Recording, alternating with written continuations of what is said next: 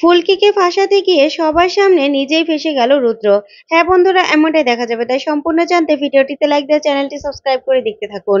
গল্পের শুরুতেই দেখা যাবে ফুলকিকে রোহিত বলতে থাকে, সে কালকে থেকে মাথাটা খারাপ করে ফেলছো, কোথাও ঘুরতে নেই না, খেতে নেই না, এটা কি দেখেছো? তাই এখানে আমরা রুম বুক করেছি, সেখানে আমরা যাব। বুঝতে পেরেছো? তখনই ফুলকি খুশি হয়ে যায় আর বলতে থাকে, সত্যি স্যার? তা কটা রুম বুক করেছেন? তখন রোহিত অবাক হয়ে যায়, অবাক হয়ে বলতে থাকে, কেন ফুলকি, তুমি আর আমি তো এখন এক ঘরেই থাকি, তাহলে তো আমাদের জন্য একটা রুমই যথেষ্ট। তখন ফুলকি বলে, আরে আমি কি আমাদের কথা একা বলেছি নাকি? দেখুন, আরো তো কয়েকজন যাবে, কারণ দাদা দিদি ভাইয়ের নতুন বিয়ে হয়েছে, ওদেরকে নিয়ে যাব। তারপরে পিয়াল দাদা আর পায়েল দিদির বিয়ে হয়েছে নতুন, ওদেরকেও নিয়ে যেতে হবে। তমাল দাদা আর এই সীতা দিদি, ওদের নতুন বিয়ে হয়নি, তারপরে ওদের নিয়ে যাব। আর আপনার আর আমাদের তো সদ্য নতুন করে আবার বিয়ে হলো, তাহলে আমরা তো যাবই। আমাদের তার হানিমুন করা হয়নি, সবাই মিলে একসাথে হানিমুনে যাব, ঠিক আছে? আর ধানু দিদি, ওর বিয়ে হয়নি তো কি হয়েছে, ওকে কি রেখে আমরা যাব নাকি? ওকেও আমরা নিয়ে যাব। তখন এই কথা শুনে রোহিত অবাক হয়ে যায় আর বলতে থাকে, তাহলে সদ্য যাদের মিল হলো তাদেরকে বা রেখে গিয়ে লাভ কি? জেঠুমনি আর জেঠিমা? তখন ফুলকি বলে, তাই তো স্যার, ঠিক বলেছেন, তাহলে জেঠুমনিকে আমি বলবো। তখন রোহিত বলে, হ্যাঁ, তারপরে? তারপরে কি হবে বুঝতে পেরেছো? তখন ফুলকি বলতে থাকে, না না থাক, জেঠুমনি আর জেঠিমা এই নবাবগঞ্জে ঘুরুক ফিরুক, যেরকম আছে সেরকমই থাকুক, না হলে আবার ওনারা সমস্যা করবে। থাক, ওদেরকে নেওয়ার দরকার নেই, আমরাই যাব হানিমুনে, ঠিক আছে? তখন এই কথা শুনে রোহিত বলতে থাকে, তুমি আসলে একটা চিটিয়া। তারপর ফুলকি বলে, সবাইকে ফোন করতে হবে তো, আপনি না রুমগুলো আরো বুক করে নিন, ঠিক আছে? এই বলেই ফুলকি অংশুমান আর পারমিতাকে ফোন করে। তারপরে তমালকেও স্টোর থেকে এসে পড়তে বলে আর বলতে থাকে, আজকে না মিটিং আছে বাড়িতে, ঠিক আছে তোমরা চলে এসো। তারপরে রোহিতও আরো অনেকগুলো রুম বুক করে নেয়। তখন ফুলকি বলতে থাকে, আচ্ছা স্যার, জামাইবাবু আর দিদিভাইকে কি বলাটা ঠিক হবে? তখন রোহিত বলতে থাকে, আসলে যা ঝড় তুফান গেল এদের উপর দিয়ে, কি করব বুঝতে পারছি না। তখন ফুলকি বলে, আচ্ছা ঠিক আছে, এদেরকে বলার দরকার নেই, থাক।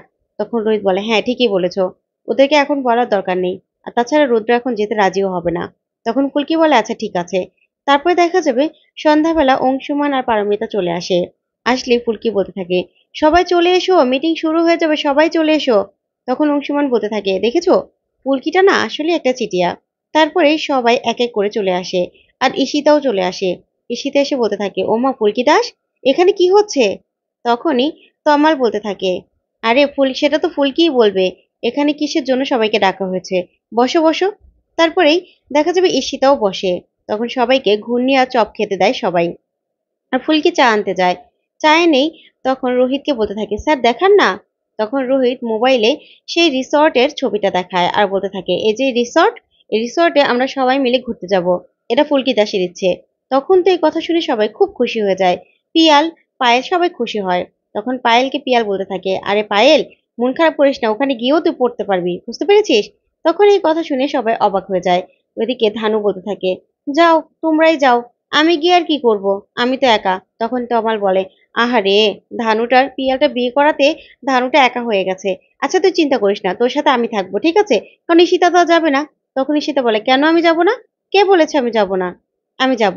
পুলকিদাস যেহেতু সবাইকে নিয়ে যাচ্ছে, ফ্যামিলি ট্রিপ হচ্ছে, তাহলে আমি কেন যাব না? তখন তমাল মনে মনে বলতে থাকে, ঈশিতার আবার কি হলো? এই তো তখন সবার এগেনস্টে কথা বলছিল, এখন আবার যাবে বলছে। যাক, গেলে তো ভালোই। তারপরে দেখা যাবে সেখানে জেঠিমা চলে আসে, এসে বলতে থাকে, কি ব্যাপার, সবাই কি করছো? তখনই ঈশিতা বলতে থাকে, আসলে জেঠিমনি এখানে ফুলকি দাস সবাইকে নিয়ে ফ্যামিলি ট্রিপে যাওয়ার প্ল্যান করছে, তাই আমি ভাবছিলাম কি রুদ্রদা আর লাবু দিদিকে ডেকে নিলে কেমন হয়? তখন এই কথা শুনে হৈমন্তী বলে ওঠে, কেন, ঈশিতা, এই কথাটা তোমার মনে হলো, আর কেউ কেন মনে হলো না? তখন এই কথা শুনে রোহিত আর ফুলকি চমকে যায়। তখন ফুলকি বলতে থাকে, এই হলো, এখন এই নিয়ে আবার ঝামেলা শুরু হয়ে যাবে। তারপরে অরুণা বলতে থাকে, নানা দিদি, আসলে এত কিছু এই কদিনের মধ্যে হয়ে গেল, যদি রুদ্র যেতে রাজি না হয়, সেই জন্যই আর কি ওরা বলতে চায়নি। তখন হৈমন্তী বলতে থাকে, হ্যাঁ রাজি তো হবেই না, কিন্তু রাজি করাতে হবে, ওদেরকেও তো নিয়ে যেতে হবে, কারণ ওদেরও তো মন ভালো না, ওদের মনটাও তো ভালো করতে হবে, তাই না? তখন রোহিত বলতে থাকে, আসলে আসলে জেঠিমনি আমি না বলতে চাইনি, কারণ রুদ্র তো এখন মন ভালো নেই, আর এর মধ্যে যা হলো, তাই দিদিকেও যদি যেতে না দেয় আর ও যদি যেতে রাজি না হয়, তাই আর কি আমি না করেছিলাম। তখন জেঠিমা বলতে থাকে, শোনো, রুদ্র এবারে জামাই, আর বড় জামাই, ওর সম্মান যাতে বজায় থাকে সেরকম ভাবে সবটা করতে হবে। আর ও যেতে না চাইলেও ওকে রাজি করাতে হবে। ঠিক আছে? বুঝতে পেরেছো? তখন পারমিতা বলে, মা, রুদ্রদা কি যেতে রাজি হবে? তখন হৈমন্তী বলে, যেতে রাজি না হলে সবাই মিলে রাজি করাবে, তাও নিয়ে যেতে হবে। ওদেরও তো মন ভালো করতে হবে। আর ওর যোগ্য সম্মানটা ওকে পেতে হবে। তখনই রোহিত বলে, আচ্ছা ঠিক আছে, আমি ফোন করছি দিদিকে। তখনই রোহিত সাথে সাথে লাবুকে ফোন করে বলে। ওইদিকে ফুলকি মনে মনে বলতে থাকে, দূর, এবার জামাইবাবু গেলে আর হয়েছে, এবার তো আমাকে ছেড়েও কথা বলবে না, যা হয়েছে এতদিনে। তারপরে দেখা যাবে লাবু আর রুদ্র আসে। তখন রুদ্র এসে বলতে থাকে, না না মা, আমি কিছুতেই যেতে পারবো না। নিহাত তুমি ডাকলে তাই আমি এখানে আসলাম, না হলে রায়চৌধুর বাড়িতে আমি আর কোনোদিনও পাও রাখতাম না। তখনই এই কথাতেই লাবু বলতে থাকে, তুমি এরকম ভাবে মায়ের ব্রেন ওয়াশ করছো কেন? মাকে কেন এরকম ভাবে বলছো? তুমিই তো বাবার সাথে সেদিন খারাপ বিহেভ করছিলে। তখন রুদ্র বলে, দেখো লাবু, এসব কথা একদম বলবে না।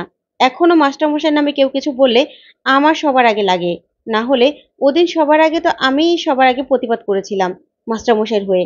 তাহলে আমি না এখনো কষ্ট পাই মাস্টারমশাইয়ের হয়ে। তখন এই কথা শুনে লাবু সহ সবাই চমকে যায়। তারপরে রুদ্র বলতে থাকে, না না মা, আমি যেতে পারবো না। কারণ ওখানে যাব, তারপরেই কারো যদি কিছু হয়ে যায়, বা ধরো কারো পায়ে যদি পিনও বাঁধে, তাহলেও পুলকিদাস আমার দিকে আঙুল তুলবে, বলবে এই জামাইবাবুই এটা করেছে। না, এই অসম্মান হতে আমি সেখানে যেতে পারবো না। তখনই এই কথাতেই অবাক হয়ে যায় ফুলকি, আর মনে মনে বলতে থাকে, এই সুযোগ পেয়েছে, এই সুযোগে না এখন সব কিছু বলে নেবে। তখন ঈশিতা বলতে থাকে, আহ রুদ্রদা, এত কিছু ধরলে চলে বলো? ফুলকি তো সবসময় আমাকেও কত কথা বলে, কিন্তু আমি কি ধরি? ও ছোট বলে আমি তো সবকিছু বাদ দিয়ে দিই। তুমিও না হয় এগুলো ভুলে গেলে। ও ছোট, তাতে কি হয়েছে? সবাই একসাথে যাচ্ছি আনন্দ করতে, চলো না। আচ্ছা রোহিতদা, তুমি বলো না। তখন রোহিত বলতে থাকে, কে কি করলো কি কি না করলো সেটা নিয়ে এখন কথা বলার সময় নয়। একটা ফ্যামিলি ট্রিপে যাচ্ছি, এটা নিয়েই কথা বলা দরকার। তখন রুটো বলতে থাকে, তুই আমাকে আমাকে শোনাচ্ছিস তো কথাগুলো? আমাকে শোনাচ্ছিস তো? আচ্ছা, তুই বলতে পারবি, কথা দিতে পারবি যে সেখানে যাই হোক না কেন আমার উপর দোষ দিতে পারবি না, আমাকে কিছু বলতে পারবি না? তখন ফুলকি কিছু বলবে না। তখন ফুলকি বলতে থাকে, আচ্ছা সব দোষ আমার তো? আচ্ছা, এই ফুলকি দাস বললো যে কি ফুলকি দাস এখন থেকে আর কিচ্ছু বলবে না। তখন অংশুমান বলতে থাকে, কেন বলবে না? তুমি শুধু আমাদের বলবে, ঠিক আছে ফুলকি? তারপরে পিয়াল বলতে থাকে, আচ্ছা তাহলে কি আমরা ঘুরতে যাচ্ছি? তখন হৈমন্তী বলে, হ্যাঁ হ্যাঁ যাচ্ছ, সবাই যাচ্ছ, কিন্তু সাবধান, রুদ্র যেন যে সম্মানটা পাওয়ার কথা সেই সম্মানটাই পায়, ও যেন কোনোভাবে অসম্মানিত না হয়, সেই দিকটা তোমরা খেয়াল রাখবে, ঠিক আছে? তখন এই বলার পরেই সবাই হই হই রই রই করতে থাকে, আনন্দ করতে থাকে। এদিকে রুদ্র মনে মনে বলতে থাকে, ফুলকি দাস, কি ভুল যে করলে, আমাকে আরেকটা সুযোগ দিয়ে তুমি নিজেও জানো না। এবার কিন্তু রুদ্ররূপ সান্যাল কোনো ভয় করবে না। এবার নতুন অস্ত্রটাই রুদ্ররূপ সান্যাল বের করবে। ওইদিকে দেখা যাবে ফুলকি রুমে চলে যায়। তখনই রুদ্র কথাটা ভাবতে থাকে। তখন রোহিত বলে, ফুলকি কি ভাবছো? তখন ফুলকি বলতে থাকে, আচ্ছা স্যার, জামাইবাবু মনে হলো না এটা আমাদের দিয়ে বলাতে চাইলো যে যাই কিছু হোক না কেন আমরা যেন ওনাকে দোষারোপ না করি? তখন রোহিত বলতে থাকে, থাক না ফুলকি, আসলে ও তো যেতে চাইছিল না, তাই বলছিল। তখন ফুলকি বলে, না না স্যার, আমার না ভালো লাগছে না আসলে ব্যাপারটা, মনে হচ্ছে কিছু একটা ঘটতে পারে, না হলে জামাইবাবু এরকম ভাবে কেন বললো? তখন রোহিত বলে, এসব কথা বাদ দাও, আগে জামা কাপড় গুছিয়ে নাও। তখন ফুলকি গরম কাপড় নিয়ে আসে আর এসে বলতে থাকে, স্যার গরম কাপড় নিতে হবে না। তখন রোহিত বলে, কেন, গরম কাপড় দিয়ে কি করবে? তখন ফুলকি বলে, না, যখন দিল্লি গিয়েছিলাম তখন তো লেগেছিল। তখন রোহিত বলে, লাগবে না, তুমি শাড়ি আর কতগুলো সালোয়ার স্যুট নিয়ে নাও, ঠিক আছে? আর এই যে নাও, এই কাপড়গুলো আমি পায়েলের জন্য এনেছিলাম, পায়েলকে দিয়ে দাও। তখনই পিয়াল আসে, পিয়াল এসেই বলতে থাকে, এই ফুলকি, আমি কোন শার্টটা নেবো গো? তখন ফুলকি বলে, তোমার কথা চিন্তা করলে হবে, পায়েল দিদি কোথায়, তাকে ডাকো। তখন ধানু বলে, দেখেছো ফুলকি, পায়েল বলছে যে ওর যা আছে সেটাই নাকি পরবে, ও নাকি নতুন কেনাকাটা করবে না। তখন ফুলকি বলে, কেন পায়েল দি, তোমার তোমার কি সাজতে ইচ্ছে করে না? আর তোমারও, পিয়াল দাদারও তো ইচ্ছে করে তোমাকে সুন্দর দেখতে।